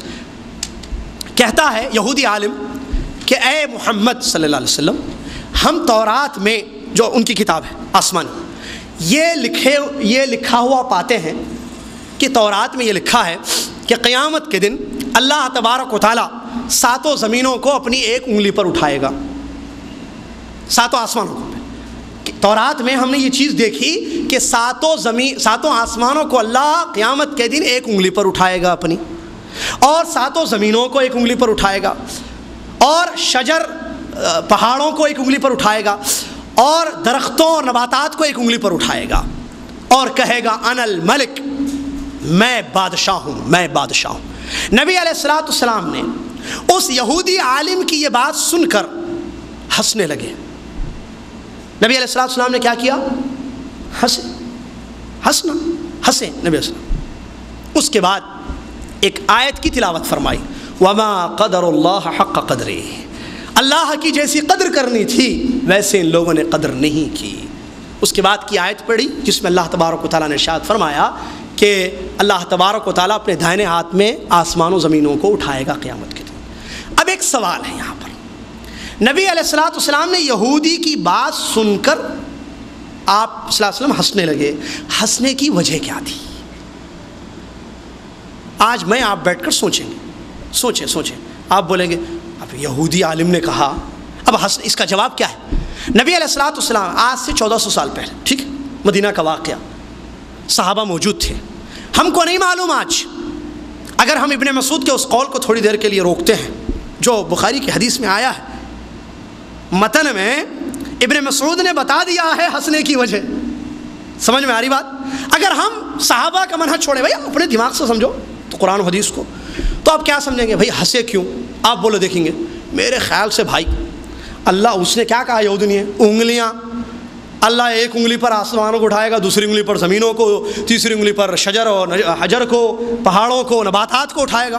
تو ظاہر بات ہے نبی صلی اللہ علیہ وسلم اسی لیے ہنسے ہوں گے کہ پاگل ہے، اللہ کی انگلیاں بیان کر رہا ہے، اللہ کی انگلیاں ہیں، اللہ کی انگلیاں ہیں، اس لیے ہنس رہا ہوگا، ہے نا؟ یہ دماغ کہتا ہے، دماغ سے اگر سمجھیں گے ہنسے کیوں؟ آپ بتائیے، ہم تھے اس مجلس میں؟ نہیں، ہنسنے کی کیا وجہ ہے؟ صحابہ کا منہج ضروری ہے. جن لوگوں نے صحابہ کا منہج اختیار کیا ان کا عقیدہ صحیح ہے. انہوں نے کہا دیکھو ابن مسعود کیا کہتے ہیں رضی اللہ، اٹھاؤ بخاری کی حدیث، یہی حدیث اٹھاؤ، دیکھو راوی حدیث عبداللہ ابن مسعود رضی اللہ تعالیٰ عنہ کے کیا فرمان ہے. کہتے ہیں حتی ضحک النبی صلی اللہ علیہ وسلم تعجبا وتصدیقا لقول الحبر، تعجب کرتے ہوئے اور یہودی عالم کی تصدیق کرتے ہوئے نبی علیہ السلام ہنسنے لگے. سمجھ میں آ رہی بات یا نہیں سمجھ میں آ رہی؟ ہنسنے کی وجہ ریزن کیا ہے بھائی؟ کیوں ہنسے؟ انکار کرتے ہوئے ہنسے یا اقرار کرتے ہوئے ہنسے کہ دیکھو کتاب میں موجود ہے پھر بھی اللہ کو نہیں مانتا ہے، اللہ کی توحید کو نہیں تسلیم کرتا ہے نا؟ اللہ نے لکھا ہے، اللہ نے بتایا ہے تورات میں اس بات کو. تو نبی علیہ السلام کے ہنسنے کی وجہ، جن لوگوں نے صحابہ کے فہم کو لیا، صحابہ کا منہج اختیار کیا، کیا کہا؟ اللہ کی انگلیاں ہیں، جو دوسری حدیثوں سے بھی ثابت ہے. اور یہاں ہنسنے کی وجہ نبی علیہ السلام کی تصدیق ہے. آپ نے تعجب کیا اور تصدیق کی. تعجب اس لیے کہ اپنی تورات میں اس بات کو مانتا ہے اور اسی کتاب میں یہ بھی ہے کہ میں آنے والا ہوں، اور اس کتاب میں یہ ہے کہ مجھ پر ایمان لاؤ، اور تصدیق کی وہ تصدیقا لقول الحبر. اور یہودی کے عالم، حبر کہتے ہیں عالم، یہودی عالم، یہودی کے عالم کی بات کی تصدیق کرتے ہوئے نبی علیہ السلام ہنسنے لگے. اس کے بعد آیت کی تلاوت فرمائی. ان لوگوں نے اللہ کی جیسے قدر کرنی تھی ویسے نہیں کی، اور زمین اور آسمان اللہ کے دائنے ہاتھ میں قیامت کے دن ہوں گے. صحابہ کا، جنہوں نے کہا نہیں صحابہ کا منہج نہیں اپنانا ہے، انہوں نے انکار کر دیا، تعویل کر دی. نہیں، ہنسنے کی وجہ انکار تھا. انکار کی وجہ سے نبی علیہ السلام ہنسنے لگے کہ اللہ کی انگلیاں، کہہ رہا اللہ کی انگلیاں نہیں ہیں، کیونکہ وہ لوگ نہیں مانتے اللہ کی انگلیوں کو. بات سمجھ رہے ہیں یا نہیں سمجھ رہے ہیں؟ یا دوبارہ سمجھو اسی حدیث کو. سمجھ میں آ رہی ہے بات؟ نبی علیہ السلام کے صحابہ کا فہم کتنا ضروری ہے. اس زمانے میں حدیثیں بتائی گئی ہیں. نبی علیہ السلام کسی مجلس میں ہنسے ہیں، کسی مجلس میں کوئی بات بتائے ہیں، قرآن کی آیتیں اتری ہیں، ان کا مطلب، مفہوم، ان کی تفسیر صحابہ سے زیادہ کوئی نہیں جان سکتا ہے. لہذا لازمی ہے، ضروری ہے صحیح سمجھنے کے لیے اللہ کی آیتوں کو، قرآن کی آیتوں کو، نبی محمد مصطفیٰ صلی اللہ علیہ وسلم کی حدیثوں کو صحیح سمجھنے کے لیے ضروری ہے کہ صحابہ کو اٹھا کر دیکھیں. اس کی مثال ایسے بھی سمجھے، آج سے 50 سال پہلے اسی مسجد میں کچھ لوگ بیٹھے ہوئے تھے. ایک دوسری مثال، یہ تو بخاری کی حدیث سے مثال میں نے دی، ایک عام دماغ سے سمجھنے کے لیے مثال میں دوں کہ کچھ 5 یا 6 لوگ بیٹھے ہوئے تھے اس مسجد میں، ٹھیک ہے؟ ان کے درمیان امام صاحب بھی تھے یا حافظ صاحب تھے، کوئی بھی تھے. تو انہوں نے کہا بھائی تم باہر نکلو، میں تم کو بتاؤں گا. تم باہر نکلو. کسی ایک ساتھی نے، تو زید نے بکر سے کہا کہ بکر تم باہر آؤ، میں تم کو بتاؤں گا. اب یہ 50 سال پہلے کا واقعہ ہے، 25 سال 20 سال پہلے، ہم نہیں تھے وہاں. اب انہوں نے، زید نے بکر سے یہ کہا، یہ ہم کو ملی یہ بات. اب کون لوگ ہم کو صحیح بتا سکتے ہیں کہ زید نے یہ جو جملہ کہا یہ کس لیے؟ کیا مذاق سے کہا تھا؟ یہ سیریس نے باہر جا کر گردن مارنے کے لیے کہا تھا، پکڑ کے پیٹنے کے لیے؟ کون بتا سکتے ہیں؟ وہ لوگ زیادہ جانتے تھے نا جو اس مجلس میں بیٹھے تھے. ان کو معلوم کہ محفل کا موضوع کیا تھا اور کس انداز سے یہ بات ہوئی. یہ مذاق سے ہوئی کہ چلو آپ کو باہر ہم دکھاتے ہیں، ہے نا؟ تو مسئلہ یہ ہے کہ صحابہ کا فہم ضروری ہے، ورنہ حدیثوں کو صحیح نہیں سمجھ سکتے ہیں، قرآن کی آیتوں کی صحیح تفسیر نہیں لے سکتے ہیں. آج نتیجہ دیکھیے برادران اسلام، اللہ کے نبی علیہ السلام نے پابند کیا تھا صحابہ کی اتباع کا، صحابہ کے فہم کا. اللہ نے پابند کیا. جب لوگوں نے اس کو تھامے رکھا، تابعین، تبع تابعین اور بعد کے لوگوں نے جب تک فہم السلف کو سمجھا، فہم السلف کے مطابق قرآن و حدیث کو سمجھنے لگے، صحابہ کا منہج اختیار کیا، وہ لوگ عقائد میں بھی صراط مستقیم پر رہے، معاملات میں بھی سیدھے رہے اور عبادتوں میں بھی سیدھے رہے. لیکن جہاں جس وقت فہم السلف چھوڑا گیا اور رائے پر عمل کیا گیا، دماغوں سے قرآن کی آیتوں کی تفسیر لی جانے لگی اور نبی علیہ السلام کی احادیث کا مفہوم اپنی طرف سے نکالا جانے لگا، اور اسی طریقے سے نبی علیہ السلام کے صحابہ کے منہج کو چھوڑ کر منمانی طور پر قرآن و حدیث سے کھلواڑ کیا گیا. دیکھیے کیسے خطرناک گمراہیاں ہوئیں. قدریہ پیدا ہوئے، مرجیہ پیدا ہوئے، اشعری فرقہ، اشعری عقیدہ آیا، ماتوریدی عقیدہ آیا، معتزلہ آئے، جہمیہ آئے. یہ سب کیوں آئے؟ کسی نے اللہ کی تقدیر کا انکار کیا، کہا کہ نہیں، کیا مانیں گے؟ قدریہ فرقہ اللہ کی تقدیر کا انکار کرتا ہے. کوئی دوسرا فرقہ آیا جس نے جو ہے معتزلہ, جس نے نبی اللہ تبارک و تعالیٰ کے صفات کا انکار کیا, کہا کہ نہیں اللہ سنتا نہیں ہے, اللہ کے ہاتھ نہیں ہے, اللہ کا چہرہ نہیں ہے, اللہ اترتا نہیں ہے آسمان دنیا پر, اس کی رحمت قریب آتی ہے وغیرہ وغیرہ. تو صحابہ کا منہج چھوڑنے کی وجہ سے یہ فرقے دنیا میں پیدا ہوئے, ورنہ اور کوئی وجہ نہیں تھی. قرآن و حدیث, قرآن ان کے پاس بھی تھی, حدیثیں ان کے پاس بھی تھی, لیکن ان لوگوں نے ایک اصل چیز کو چھوڑا. اگر وہ چیز آج بھی ہم چھوڑیں گے تو ویسے ہی گمراہ ہوں گے جیسے وہ لوگ گمراہ ہوئے تھے. واللہ العظیم وہ لوگ قدریہ کیوں گمراہ ہوئے آپ کو میں بتاؤں. عبد الرحمن ابن ملجم, کتنے ایسے واقعات ہیں جس نے حضرت علی کا قتل کیا تھا. وہ کیا کہتا تھا, میں حق پر ہوں, ان الحکم الا للہ. قرآن کی آیت سے دلیل لیتا ہے, آپ کو معلوم ہے. عبد الرحمن ابن ملجم کا واقعہ میں پیش کروں. عبد الرحمن ابن ملجم وہ قاری, وہ اللہ والا آدمی, جب تک وہ منہج پر صحیح تھا وہ صحیح رہا, حق پر رہا, ایسے حق پر رہا کہ عمر ابن خطاب رضی اللہ تعالی عنہ نے عبد الرحمن ابن ملجم کے بارے میں کہا. جب اس کو عبد الرحمن ابن ملجم کو حضرت خلیفہ دوم عمر ابن خطاب رضی اللہ تعالی عنہ نے والی کے پاس بھیجا کسی منطقے میں, تو کہا کہ میں ایک ایسے شخص کو بھیج رہا ہوں تمہارے پاس, آثرتہ علی نفسی, میں اپنے آپ پر اس کو ترجیح دیتا ہوں. عبد الرحمن ابن ملجم وہ آئے تو اس کی عزت کرنا, اس کا احترام کرنا, اس کے لیے ایک دار بنانا تاکہ وہ بچوں کو قرآن کی تعلیم دے, بچوں کو قرآن کی تعلیم دے. لیکن جب یہ بھٹکا, یہ گمراہ ہوا, آیتوں کی تفسیر اس نے دماغ سے لی اور دماغ سے سمجھنے لگا. کہا کہ ان الحکم الا للہ, حکم صرف اللہ کا چلتا ہے. حضرت علی نے کیسے لوگوں کو جو ہے یہ اتھارٹی دی ہے کہ وہ لوگ معاملے کریں. حکمت الرجال, تم نے لوگوں کو جو ہے حاکم بنایا ہے, وہ وہاں کا حاکم وہ وہاں کا حاکم, جبکہ حکم صرف اللہ کا چلتا ہے. قرآن سے دلیل لی, کہا کہ نہیں تم کافر ہو. علی پر کفر کا فتویٰ لگاتا ہے نعوذ باللہ من ذالک, بلکہ قاتلان علی میں اس کا شمار ہوتا ہے. اور اس کی جب گردن ماری گئی تو اس نے کہا کہ میری زبان کو مت کٹ کرنا کیونکہ اس میں اللہ کا ذکر ہے. کیسا ہے دیکھیں خوارج کا فتنہ.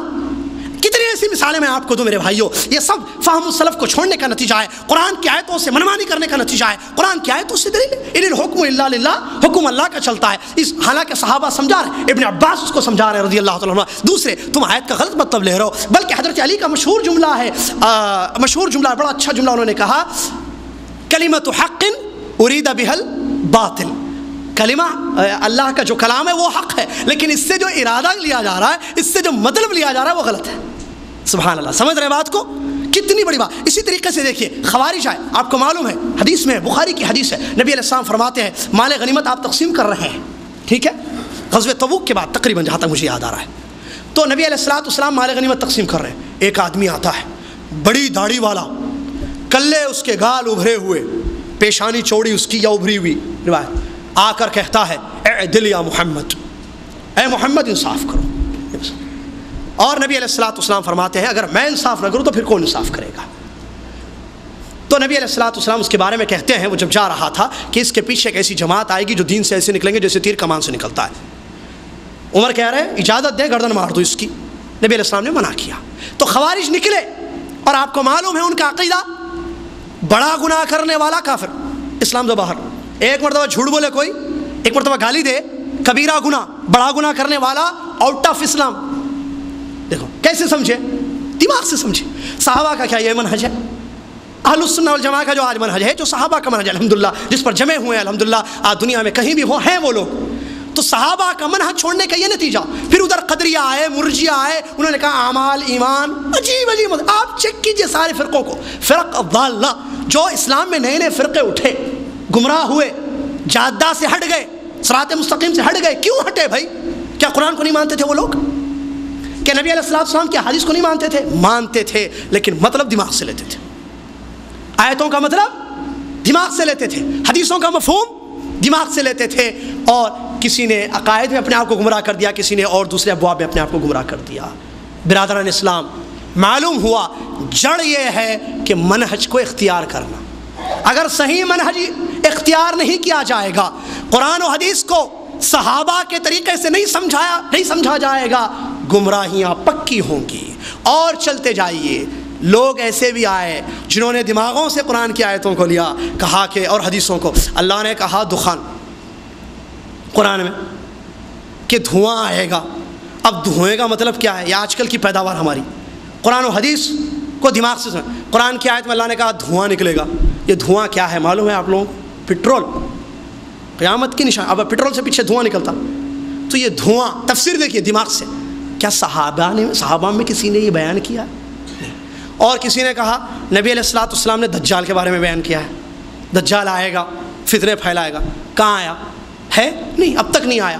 یہ ہو سکتا ہے نبی علیہ الصلوۃ والسلام کا خیال تھا کہ دجال آئے گا فتنے پھیلائے گا, ورنہ اب تک تو نہیں آیا. ارے بڑے بڑے لوگ بھائی جن کو لوگ سب بڑے سمجھ, یہ جملے کہنے لگے. کیوں؟ کیونکہ منہج نہیں تھا, گڑبڑ, بنیاد صحیح نہیں, فہم السلف نہیں, صحابہ کا منہج نہیں. دجال کے بارے میں حدیث ثابت ہے, نبی علیہ الصلوۃ والسلام کے فرامین بخاری مسلم میں موجود ہے تفصیل کے ساتھ, اور اس کے اوصاف ذکر کیے گئے. حتیٰ کہ تمیم داری رضی اللہ عنہ کی وہ حدیث بھی موجود ہے, صحیح حدیث, جنہوں نے دجال کو اپنی آنکھوں سے دیکھا اور خبر دی. نبی علیہ الصلوۃ والسلام نے کہا اے لوگوں میں تم کو جس سے ڈراتا تھا دیکھو تمیم نے ان کو دیکھ لیا ہے, تمیم نے اس کو دیکھ لیا رضی اللہ عنہ. یہ حدیث سے موجود ہے, اور آپ کہو کہ یہ خیال تھا, تصور تھا, یہ ہے منہج کو چھوڑنا. اور کم بخت آج ایسے بھی آئے جنہوں نے قرآن کی آیتوں سے شرک کی دلیل لے لی. شرک, قرآن نے جس کو روکا, پورے قرآن کے نزول کا مقصد کیا تھا؟ توحید قائم ہو زمین پر, اللہ کی عبادت ہو عبادت, شرک ختم ہو زمین سے. اس قرآن سے منہج چھوڑنے کا نتیجہ دیکھیں, نقصان دیکھیں میرے محترم بھائیو, اور اللہ سے ڈریں اور مانگے اللہ سے کہ اللہ منہج پر قائم رکھ ہم کو. صحابہ کا منہج نہ چھوٹے ہم سے, قرآن و حدیث کو دماغوں سے نہ سمجھے ہم, بلکہ صحابہ کی تفسیر لے, صحابہ کا مفہوم لے. وسیلے سورہ مائدہ کی آیت سے دلیل لیتا ہے. آج کہتا ہے اللہ نے قرآن میں کہا یا ایھا الذین آمنوا اتقوا اللہ وابتغوا الیہ الوسیلہ. اللہ قرآن میں کہہ رہا ہے بھائی کہ وہ لوگوں جو ایمان لائے ہو اللہ سے ڈرو اور اللہ تک وسیلہ اختیار کرو. چلو بزرگوں کے وسیلے لیں گے, نبی علیہ الصلوۃ والسلام کی ذات کا وسیلہ, اور صالحین اور اولیاء اکرام کا وسیلہ لیتے ہیں نا. اور آیت میں یہ پیش کرتا ہے, مجھے بمبئی کی وہ گلی یاد ہے جہاں سے میں گزر رہا تھا, اور میں نے ایک بڑے مولوی کو دیکھا جو 500 کا مجمع ہے, پولیس بھی بیٹھی ہے, وہ تقریر کر رہا ہے, یہ آیت پیش کر رہا ہے, پبلک کو گمراہ کر رہا ہے, اور کہہ رہا ہے یہ آج کے لوگ جو اپنے آپ کو کہتے ہیں کہ ہم حق پر ہیں, کہتے ہیں وسیلہ وسیلہ کوئی چیز نہیں ہے, ان کو کیا پتا قرآن, یہ کیا جانتے ہیں اللہ کی کتاب کو. اللہ نے کہا ہے قرآن میں وسیلہ اختیار کرو, وسیلہ پکڑو. دیکھو دماغ سے سمجھ رہا ہے. اب ہم کو چاہیے کہ ہم یہ دیکھیں کہ یہ جو لفظ سورہ مائدہ میں آیا ہے وسیلہ, اس کی تفسیر کیا ہے. تم یہ تفسیر کر رہے ہو کہ اس کا مطلب جو ہے مردوں سے وسیلہ لینا, تو مشرکین مکہ تو یہی کرتے تھے, ما نعبدهم الا ليقربونا الى الله زلفا. اللہ نے اسی لیے تو کہا مشرک ہیں, کافر ہیں وغیرہ ہے, مارو وغیرہ. ان کا اصل شرک تھا کیا کہ ان لوگوں نے اپنے اور اللہ کے درمیان وسائل رکھے, وسائط رکھے. اور تم قرآن کی آیت سے دلیل لیتے ہو اپنے دماغ سے کہ اللہ نے کہا وسیلہ اختیار کرو. ذرا دیکھو صحابہ نے کیا بیان کیا ہے. وسیلے کی تفسیر ہے, تفسیر میں لکھا ہے کہ ایسا نیک عمل جو اللہ کو پسند ہے, ایسا نیک عمل جو اللہ کو پسند ہو, وہ ہے وسیلہ. یہ مردوں کا وسیلہ یا ذات کا جاہ کا وسیلہ نہیں ہے. تو یہ نقصان ہے. جو قرآن کو اپنی دماغ سے سمجھے گا وہ خود بھی گمراہ ہوگا, لوگوں کو بھی گمراہ کرے گا. جو صحابہ نے جیسے لیا ہے, مطلب صحابہ نے جیسے سمجھا ہے قرآن کی آیتوں کو, نبی علیہ الصلوۃ والسلام کی احادیث کو, تو وہ ہدایت پر ہوگا, سیدھے راستے پر ہوگا. حدیث مشہور ہے بخاری کی, ایک دوسری مثال, نبی علیہ الصلوۃ والسلام ایک صحابی کے ساتھ جا رہے تھے, 2 قبر والوں پر آپ کا گزر ہوا. آپ نے فرمایا کہ ان 2 قبر والوں کو عذاب ہو رہا ہے, ٹھیک ہے, قبر میں, اور یہ کسی بڑے گناہ کی وجہ سے نہیں ہو رہا ہے, بلکہ ایک چغل خور تھا, دوسرا پیشاب. مشہور حدیث ہے نا, سیٹوں سے بتا. اب دیکھو اس حدیث کو پیش کر کے کہتا ہے کہ بھائیوں, لوگ کہتے ہیں مولوی آج کے, کہ نبی علیہ الصلوۃ والسلام نے پھول لگایا. حالانکہ لفظ پودے کا ہے. علامہ شیخ محمد ناصر الدین الالبانی رحمہ اللہ نے بڑی زبردست تشریح پیش کی اس حدیث کی, پڑھنے کے قابل ہے. تو کہتا ہے کہ نبی علیہ الصلوۃ والسلام نے پھول لگائے, پودے لگائے, لہٰذا دلیل بنا کر کہتا ہے کہ پھول چڑھاؤ قبروں پر تاکہ اندر جو عذاب ہو رہا ہے وہ ہلکا ہو جائے, کم ہو جائے. بھائی یہ حدیث صحیح ہے, ہم بھی مانتے ہیں, آپ بھی مانتے ہیں. اس حدیث کا جو مطلب آپ لے رہے ہو یہ ابن عباس کو نہیں معلوم تھا رضی اللہ تعالیٰ عنہ. صحابہ کی اتنی بڑی جماعت, ان کے سارے عزیز و اقارب آئے چلے گئے, کسی نے پھول نہیں چڑھایا. اس حدیث کو سمجھ کر تم آج پیدا ہوئے ہو انڈیا میں 1400 سال کے بعد, پاکستان میں, اور تم کہہ رہے ہو کہ یہ حدیث میں نبی صلی اللہ علیہ وسلم نے بیان ایسے کیا ہے, تخفیف ہو گئی, ہم بھی ایسے کریں گے, تخفیف کر دیں گے, ڈسکاؤنٹ, عذاب کم چڑھاتے جاؤ, ہر جمعہ پھول پہ پھول, عذاب کم پورا ختم ہو جائے گا. یہ کہاں سے لیا آپ نے؟ یہ آپ اپنے دماغ سے لے رہے ہو حدیث کا مفہوم.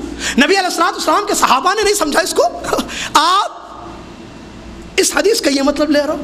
ایسی کتنی گمراہیاں ہوئی. آج نوجوان چاہے وہ ہمارے یہاں کے ہو یا جدہ کی بات کرو، نوجوان آ رہا ہے کہہ رہا ہے، میں کیا بتاؤں، میرے درس کی ایک بات ہے، ایک نوجوان آ کر کہتا ہے، پورا درس تھا فرشتوں کے بارے میں، الایمان بالملائکہ، آتا ہے وہ، اللہ اس کو ہدایت دے، کہتا ہے آپ نے پورا درس دیا ہے، اس میں آپ نے حدیثیں پیش کی ہیں، وہ بخاری کی حدیث بھی آپ نے پیش کی ہے، ٹھیک ہے، بخاری تو ایک آدمی تھے ہم جیسے، دیکھیں شوشے چھوڑ رہا، اور کیا کہہ رہا ہے کہ آپ نے کہا کہ اللہ کے نبی صلی اللہ علیہ وسلم نے جو ہے جبرائیل علیہ السلام کو 700 پر میں دیکھا، اور اللہ قرآن میں یہاں کہہ رہا ہے جاعل الملائکتی رسولا اولی اجنحہ، 3 اور 4 قرآن کی آیت ہے، اللہ کہہ رہا ہے قرآن میں کہ اللہ نے فرشتوں کو رسول بنا کر بھیجا ہے، فرشتے پیغام لے کر نبیوں تک جاتے ہیں نا، اور ان کو پروں والے بنایا اللہ نے، 2 پر، مثنا و ثلاثہ و رباع، یہ ہے آیت، مثنا و ثلاثہ و رباع، 2 پر، 3 پر، 4 پر، اللہ نے یہ کہا ہے بس، اور آپ بخاری کی حدیث پیش کر رہے ہو کہ 700 پر، 600 پر، اور ایک پر جو ہے بہت جہاں تک نگاہ جاتی تھی وہاں، تو کیسے یہ؟ اب حدیثوں میں تو صحیح ضعیف سب ہے، کسی نے صحیح کہا کسی نے ضعیف کہا، سمجھ رہے بات کو؟ شوشہ انکار حدیث کا فتنہ ہے یہ، جو اپنے آپ کو اہل القرآن کہتے ہیں، نہیں، منکرین، جو حدیث کا منکر وہ قرآن کا منکر، کیونکہ دونوں کا اصل مرجع اللہ نے اتارا ہے، قرآن کو اللہ نے نازل کیا، حدیثوں کو نازل کیا۔ اب دیکھیے آیت کو حدیث کے سامنے رکھ کر حدیث کو منع کر رہا ہے، انکار کر رہا ہے کہ کیسے یہ ہو سکتا ہے، تم یہ دماغ سے سمجھ رہے ہو حدیث کو، اس حدیث کا، اس آیت کی تفسیر، اس حدیث کا مطلب تو اپنے دماغ سے لے رہے ہو اور گمراہ کر رہے ہو۔ ایسی کہتے ہیں فرعون کے بارے میں اللہ نے کہا، نہیں فرعون نے، قرآن میں اللہ نے کہا 1 مرتبہ عذاب چکاؤں گا دوبارہ تھا، آج کا نوجوان اس کو عربی نہیں آتی، اس کو عربی نہیں معلوم، حدثنا اخبرنا کے فرق نہیں معلوم، راوی علم الرجال نہیں جانتا، علم الحدیث، فن حدیث سے ناواقف، جاہل، یہ آ کر آج کہہ رہا ہے کہ اللہ نے قرآن میں کہا، یہ موجودہ دور کے انٹرنیٹ کے ذریعے ہو یا موجودہ نوجوانوں کے فتنے آپ کو بتا رہا ہوں میں، کیا کہہ رہے ہیں کہ قرآن میں اللہ نے کہا ہے عذاب 1 مرتبہ ایک مرتبہ چکایا جائے گا دوبارہ نہیں، ایک بڑا عذاب دوں گا دوسرا عذاب نہیں۔ اب بتائیے قبر کا عذاب کیسے ہے؟ اللہ تو بول رہا ہے اللہ تو کہہ رہا ہے ایک بڑا عذاب چکاؤں گا، اور آپ لوگ کہتے ہو قرآن کے وہ حدیثوں سے ثابت ہے کہ قبر کا عذاب ہے وغیرہ ہے۔ دیکھو اب آیت کو یہ دماغ سے سمجھ رہا ہے، آیت کو دماغ سے سمجھ رہا ہے اور کہہ رہا ہے کہ عذاب قبر نہیں، قبر کا عذاب نہیں ہوگا۔ ایسے بہت سارے مسائل آج پیش کر رہے ہیں، وجہ کیا ہے ان لوگوں کی، یہ گمراہی کا راستہ کیوں اختیار کیے ہوئے ہیں؟ اس لیے کہ آیتوں کو دماغ سے سمجھ رہے ہیں، آیتوں کو دماغ سے سمجھ رہے ہیں، حدیثوں کا مفہوم دماغ سے لے رہے ہیں۔ ایک نے مسجد حرام میں یہ کہا، اللہ قرآن میں کہتا ہے شراب پینے والے، زنا کرنے والے مر جائیں گے، خالدین فیہا، جہنم میں ہمیشہ رہیں گے، ہمیشہ ہمیشہ کے لیے۔ اس سے سوال کرنے والے نے یہ کہا تھا کہ اگر کوئی توحید پر مر جائے اور وہ شراب پیتا تھا دنیا میں، تو کیا اس کا ٹھکانہ جہنم ہے یا جنت ہے؟ اب اس کا جواب آپ علماء سے پوچھیں، صحابہ کا منہج یہ ہے تحت مشیت اللہ، ان شاء غفر لہ و ان شاء عذبہ، اللہ کی مشیت کے تحت ہوگا وہ، کیونکہ اس نے شرک نہیں کیا، گناہ کیا ہے، شراب پی ہے، تو علماء نے یہ فتویٰ دیا، صحابہ کا یہ منہج رہا کہ وہ اللہ کی مشیت کے تحت ہے، اللہ چاہے معاف کر کے جنت میں ڈالے، اللہ چاہے عذاب دے کے جنت میں ڈالے گا۔ اب ایک نے قرآن کی آیت سے یہ دلیل لی کہ نہیں، اللہ نے قرآن میں سورہ نور یا سورہ فرقان کی وہ آیت ہے جو مجھے ذہن میں نہیں آ رہی سورہ کا نام، اللہ کہہ رہا ہے کہ وہ لوگ جو زنا نہیں کرتے، چوری نہیں کرتے وغیرہ وغیرہ، اور وَمَن يَلْقَ ذَلِكَ وَمَن يَفْعَلْ ذَلِكَ يَلْقَ آثَامًا، جو ان میں سے کوئی کام کرے گا، چوری یا زنا کے بارے میں تقریباً تھا، تو وہ ہمیشہ دوزخ کی آگ میں رہے گا۔ تو اس آیت کو دماغ سے سمجھ کر کہا جو شراب پی کر یا زنا کر کے بڑا گناہ کر کے مر جائے، اگرچہ توحید پر کیوں نہ ہو، اگرچہ شرک سے دور کیوں نہ ہو، وہ ہمیشہ کے لیے دوزخ کی آگ میں چلا جائے گا۔ پھر وہ ساری حدیثیں جس میں یہ آیا کہ توحید پر مرنے والا، اللہ کی وحدانیت، عبادت، توحید کو لے جانے والا دوزخ کی آگ میں ہمیشہ نہیں جلایا جائے گا، اور نبی علیہ السلام کی شفاعت اہل التوحید کے لیے جو اہل الکبائر ہوں گے، بڑے بڑے شفاعتی اہل الکبائر من امتی، صحیح حدیث، میری امت کے بڑے بڑے گناہ کرنے والوں کے لیے میری سفارش ہوگی۔ اب اس کی تفسیر میں ابو ہریرہ وغیرہ کی اقوال موجود ہے جو توحید پر مر جائیں، جو دوسری حدیثیں بھی اس کی تائید کرتی ہیں۔ تو قرآن کو دماغ سے سمجھ کر فتوے، ایسے بہت سارے مسائل آج آتے جا رہے ہیں۔ جہاد کا مسئلہ لے لیجیے، پکڑنا مارنا، ولی الامر حاکم وقت ہے، ارے ڈش یہ غلط چیز ہے، یہ ہے، خلاص یہ مسلمان نہیں ہے، کافر ہے، کفر کا فتویٰ، تکفیر ایک بڑا مسئلہ ہوا ہے نا، یہ سب صحابہ کا منہج نہیں ہے، یہ خوارج کا منہج ہے۔ یہ غلط منہج ہے، غلط فہم ہے، یہ قرآن حدیث کو غلط سمجھنا ہے۔ جیسے کہتے ہیں وَمَن لَّمْ يَحْكُم بِمَا أَنزَلَ اللَّهُ فَأُولَٰئِكَ هُمُ الْكَافِرُونَ فَأُولَٰئِكَ هُمُ الظَّالِمُونَ فاسقون کافرون۔ 3 قسم کی آیتیں آئی ہیں قرآن میں۔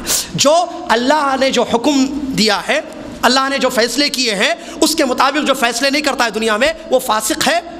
ایک جگہ کہا اللہ نے، دوسری جگہ ظالم، تیسری جگہ کافر ہے۔ فتویٰ دیتا ہے، لوگوں کو بتاتا ہے، یہ اللہ ہدایت دے اس کو کہ اگر ایک مرتبہ اللہ کے حکم کے خلاف فیصلہ کرے گا کوئی حاکم، کوئی بادشاہ، تو وہ فاسق ہو جائے گا۔ اگر 2 مرتبہ کرے گا تو ظالم ہو جائے گا، 3 مرتبہ کرے گا تو کافر ہو جائے گا، آؤٹ آف باؤنڈری، اسلام سے باہر، کفر کا فتویٰ۔ یہ غلط ہے۔ کس نے کہا؟ کیا یہ فہم سلف ہے؟ یہ تکفیر جو تم کہتے ہو، یہ تم کہتے ہو یہ کافر وہ کافر، یا اور ایک اس کی مثالیں میں ایسے بھی دوں۔ ایک آدمی جو ہے غلط کام کر رہا ہے، مثال کے طور پر نماز صحیح طریقے سے نہیں پڑھتا ہے سنت کے مطابق، اب اس کو سیدھا اس کی نماز ہی قبول نہیں ہوتی، فتویٰ لگانا۔ یا کہیں کہ ایک آدمی کوئی غلطی کر رہا ہے، اب اس کو کہنا کہ یہ کافر ہے، یہ مشرک ہے، اس کو اسلام سے باہر نکال دینا۔ کیا یہ صحابہ کا منہج ہے؟ کیا یہ صحابہ کا فہم رہا؟ صحابہ نے ایسے فتوے لگائے؟ صحابہ نے ایسے بیان کیا؟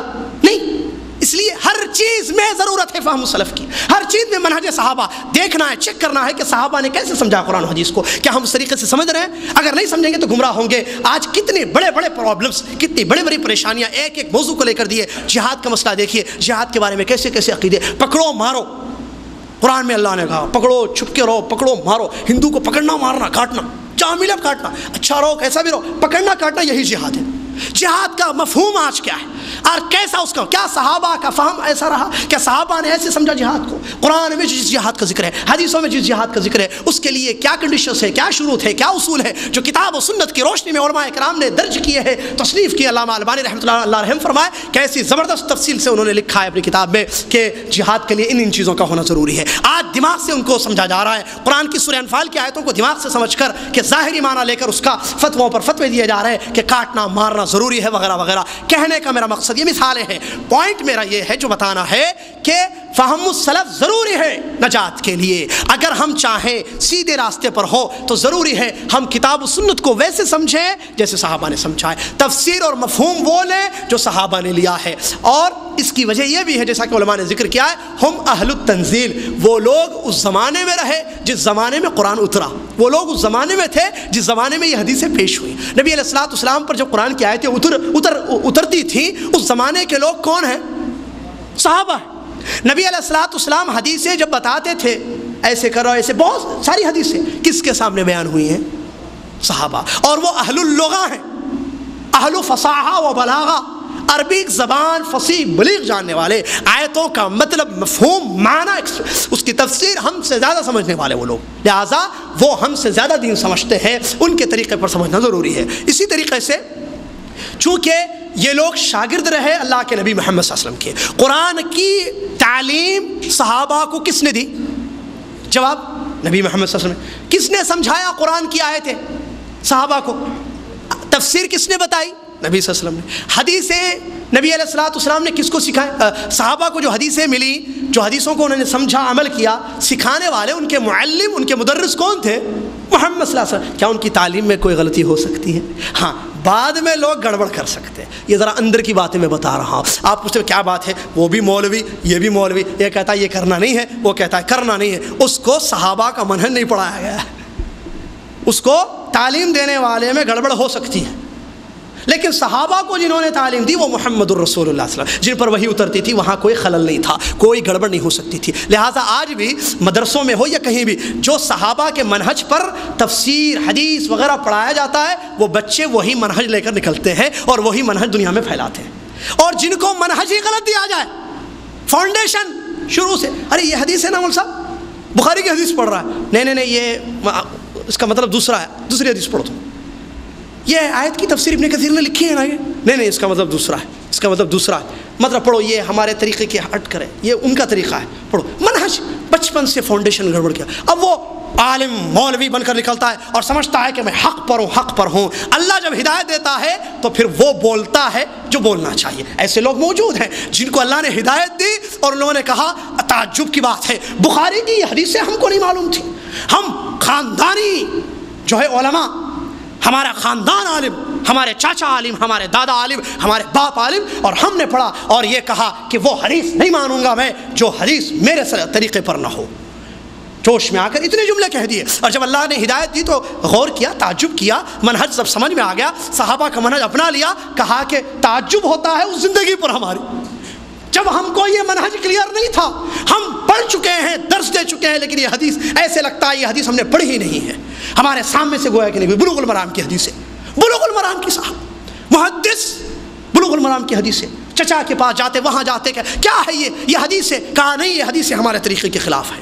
نعوذ باللہ من ذالک. منہج پڑھایا جائے, منہج دماغوں میں ٹھوس آ جائے, بتایا جائے صحابہ کے طریقے سے کتاب و سنت کو سمجھنا ہے, فہم دیا جائے تو بچہ نکلے گا, دنیا کو صحیح فہم دے گا, دنیا کو صحیح منہج دے گا. آج چونکہ فاؤنڈیشن میں خرابی ہے, ان کو وہی منہج دیا جاتا ہے جو ان کو دیا گیا, غلط منہج, صحابہ کے خلاف کسی اور طریقے کا منہج, کسی اور طریقے کا فہم, لہٰذا وہ خود بھٹک گئے اور دوسروں کو بھی بھٹکا رہے ہیں اور ضلالت پھیلتی جا رہی ہے. لہٰذا وہ موجودہ دور کی سب سے بڑی ضرورت یہ ہے کہ ہم اپنے منہج کو چیک کریں. صحیح ہے, قرآن برحق ہے, حدیث برحق ہے, ہمارا ایمان ہے, لیکن سوال یہی, کیا ہم صحابہ کے جیسے سمجھ رہے ہیں اللہ کی کتاب کو؟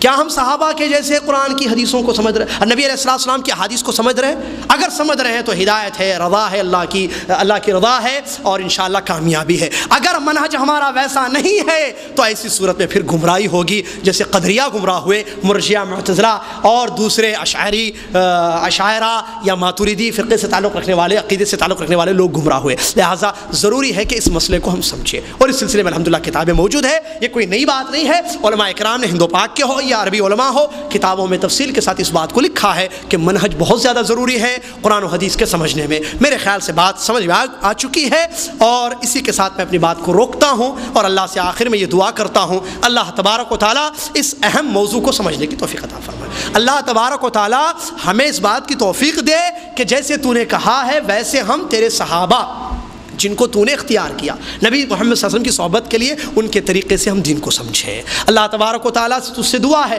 کہ قرآن کی تفسیر ہم وہ لیں جو اللہ کے نبی محمد صلی اللہ علیہ وسلم نے اپنے صحابہ کو سکھائی. اللہ تجھ سے دعا ہے تو ہم کو توفیق عطا فرمائے کہ ہم احادیث کا مفہوم بھی وہ لیں جو مفہوم تیرے نبی محمد صلی اللہ علیہ وسلم نے اپنے ساتھیوں کو سکھایا, اپنے صحابہ کو سکھایا. اللہ منہج صحیح اپنانے کی توفیق عطا فرما اور اس پر جما دے اور اسی پر ہماری موت آ جائے, آمین. اللہ مناہج باطلہ اور مفاہیم خاطئہ, غلط مفہوم, غلط منہج جو جہنم کے لے جانے والے ہیں اور راستے جس کے الگ ہیں صراط مستقیم سے, اللہ ان منہجوں سے ہم کو دور کر دے. اللہ ان منہجوں سے, ان مفاہیم سے, ویسا دین سمجھنے سے, ویسے دین پر عمل کرنے سے ہم کو دور رکھ دے. ہمارے نوجوانوں کی حفاظت اللہ فرما. واللہ ہی تکلیف ہوتی ہے, قسم اللہ کی کہہ رہا ہوں, تکلیف ہوتی ہے جن بچوں کو ہم نے دیکھا صحیح منہج پر تھے, صحیح طریقے پر تھے, لیکن چونکہ علم کی کمی تھی, وہ پڑھ نہیں رہے تھے, اسٹڈی نہیں کر رہے تھے, اپنے آپ کو صحیح نہیں رکھ رہے تھے, ان کو غلط گائیڈ کر دیا گیا, بھٹک گئے. 1 سال کے اندر ہندوستان جا کر دیکھنے میں آیا ہمارے نوجوان بھٹک گئے, چلے گئے غلط راستوں پر.